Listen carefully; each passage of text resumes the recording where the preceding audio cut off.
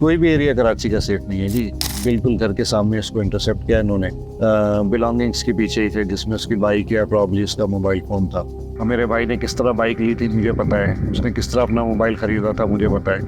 घबराहट में उन्होंने या इंटेंशनली 2 फायर किए, जिसमें से एक उसको लगा और वही जानलेवा साबित हो गया। हमारा भाई तो चला गया ना, लेकिन अब हम दूसरों को ये बोलते हैं कि यार किसी और के भाई के लिए नज़र रखो।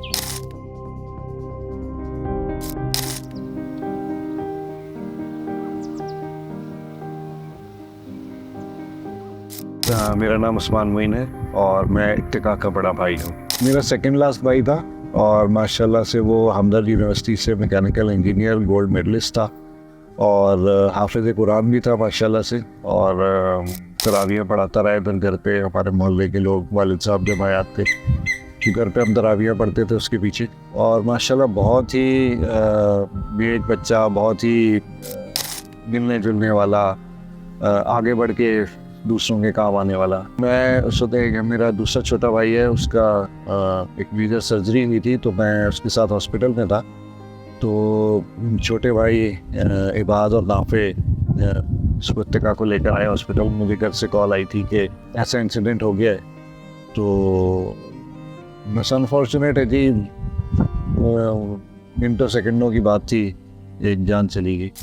जो सीसीटीवी से हमें पता चला है वो तो ये नज़र आ रहा है कि उसको पीछे से फॉलो करते आ रहे थे और उसकी बिलोंगिंग्स के पीछे ही थे, जिसमें उसकी बाइक या प्रॉब्ली उसका मोबाइल फ़ोन था। तो उसी के पीछे आए थे और बिल्कुल घर के सामने उसको इंटरसेप्ट किया इन्होंने।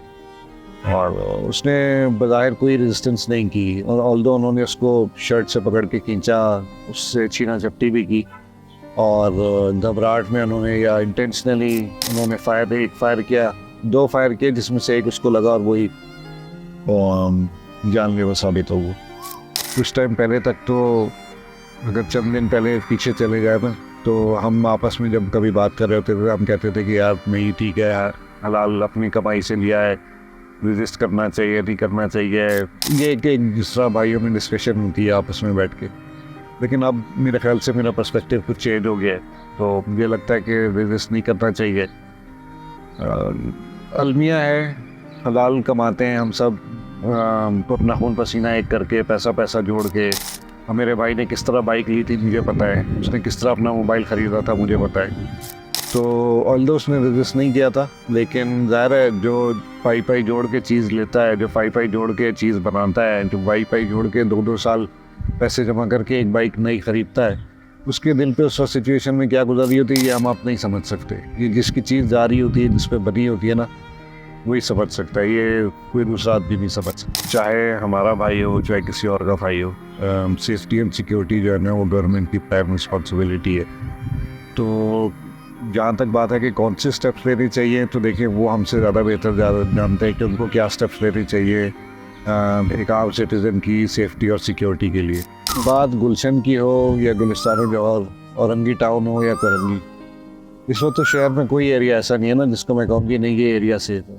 हम डिफेंस से भी यही कहानियाँ सुन रहे हैं, हम क्लिफ्टन से भी यही कहानियाँ सुन रहे हैं, हम गुलशन गुलिस्तान जौहर से भी यही कहानियाँ सुन रहे हैं, हम औरंगी टाउन से भी, करंगी से भी यही कहानियाँ सुन। तो ये कहना अजीब सी बात होगी कि जी गुलशन अनसेफ है और डिफेंस सेफ है, या डिफेंस अनसेफ है तो औरंगी टाउन अनसेफ है। कोई भी एरिया कराची का सेफ नहीं है जी। लोग अपनी गलियों में इस नौबत पे आ गए हैं कि लोग अपनी गलियों में बैरियर लगा रहे हैं। वो दूसरे मुल्कों में जाके देखें किस शहर में लोग गलियों में बैरियर लगाते हैं, कहीं नहीं लगाते, हमारे यहाँ लगाते। एडवाइस मेरी ये होगी कि जी देखें, विजिलेंट रहे। ठीक है, लॉ इन्फोर्समेंट अपना काम कर रही है, उन्होंने हमें यकीन दहानी कराई है कि वो इन लोगों को अपने कैफरे किरदार तक पहुँचाएंगे। लेकिन देखें, बहैसियत सिटीज़न, बहैसियत मुसलमान, हमारी भी ये कोशिश और हमारी भी ये जस्तजू होनी चाहिए कि हम अपने आप को इतना ट्रेन रखें, अपने आप को इतना अवेयर रखें, सिचुएशनल अवेयरनेस अपने अंदर ऐसी पैदा करें कि हम आने जाने वालों पे नज़र रखें, और सिर्फ अपने लिए नहीं, दूसरों के लिए। देखें, हमारा भाई तो चला गया ना, लेकिन अब हम दूसरों को ये बोलते हैं कि यार किसी और के भाई के लिए नज़र रखो। बस ये मैसेज है।